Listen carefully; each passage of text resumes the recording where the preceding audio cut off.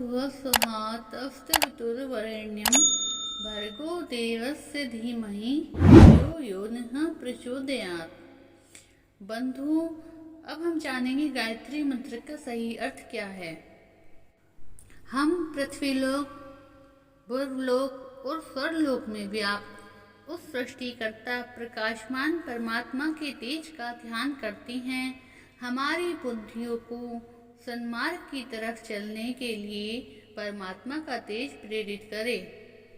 गायत्री मंत्र के देवता कौन हैं? यह मंत्र सवित्र देव की उपासना है। इसे सावित्री भी कहा जाता है।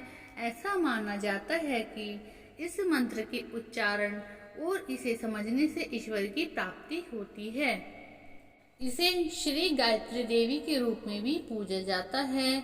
गायत्री मंत्र का जाप तेज आवाज में नहीं करना चाहिए। सूर्योदय के समय इसका जाप करना शुभ होता है। गायत्री किसका अवतार है? समस्त ज्ञान की देवी भी गायत्री ही हैं। इस कारण गायत्री को ज्ञान गंगा भी कहा जाता है। इन्हें भगवान ब्रह्मा की दूसरी पत्नी कहा जाता है। माँ पार्वती, सरस्वती, लक्ष्मी जी का अवतार भी गायत्री माँ को ही कहा जाता है।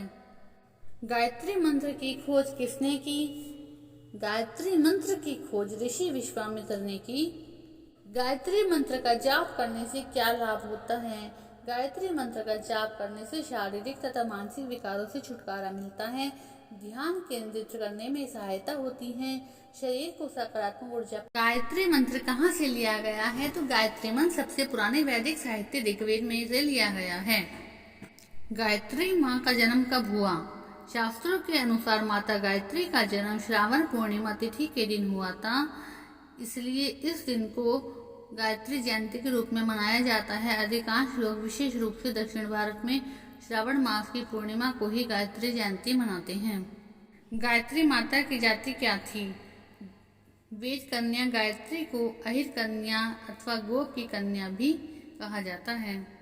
गायत्री के 5 चेहरे क्यों होते हैं? देवी गायत्री के 5 मुख 5 तत्वों का प्रतिनिधित्व करते हैं, जिन्हें पंचभूत कहा जाता है। वे पृथ्वी, जल, अग्नि, वायु और आकाश सर्वोत्तम 5 चेहरे हैं। गायत्री कौन सी देवी हैं? उन्हें सावित्री के नाम से भी जाना जाता है और उन्हें वेद माता का विशेषण भी दिया जाता है। गायत्री को अक्सर वेदों में और देवताओं सवित्र से जोड़ा जाता है। स्कंद पुराण के अनुसार गायत्री सरस्वती का दूसरा नाम है और ब्रह्मा जी की पत्नी है। गायत्री माँ से ही चारों वेदों की उत्पत्ति मानी जाती है, इसलिए वेदों का सार भी गायत्री मंत्र को माना जाता है। मान्यता है कि चारों वेदों का ज्ञान लेने के बाद जिस पुण्य की प्राप्ति होती है, अकेले गायत्री मंत्र को समझने मात्र से चारों वेदों का ज्ञान प्राप्त हो जाता है।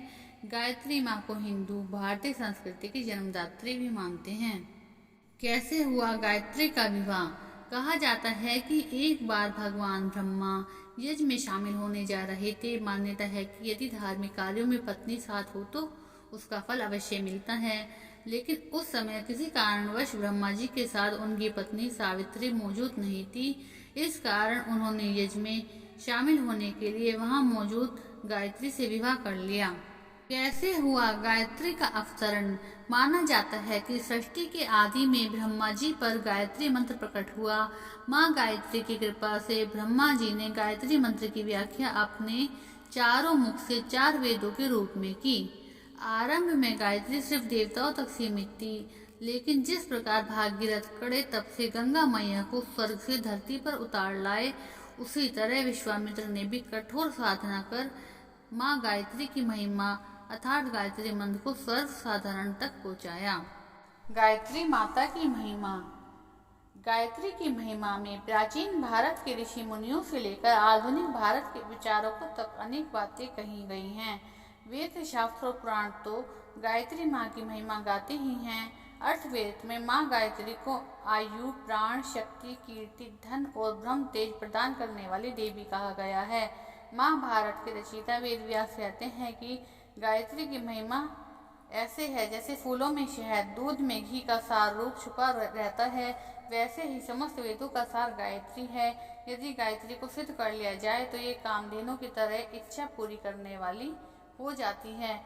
जैसे गंगा शरीर के पापों को धोकर तन और मन को निर्मल करती है, उसी प्रकार गायत्री रूपी ब्रह्म गंगा आत्मा को पवित्र और आनंदमय बनाती है। गायत्री मंत्र से जुड़ी हुई जो भी जानकारी आप प्राप्त करना चाहते हैं, कृपया हमें कमेंट में जरूर लिखें, ताकि हम आपको और जानकारियाँ गायत्री मंत्र के बारे में उपलब्ध करा सकें। और कमेंट में जय गायत्री माँ लिखना ना भूलें।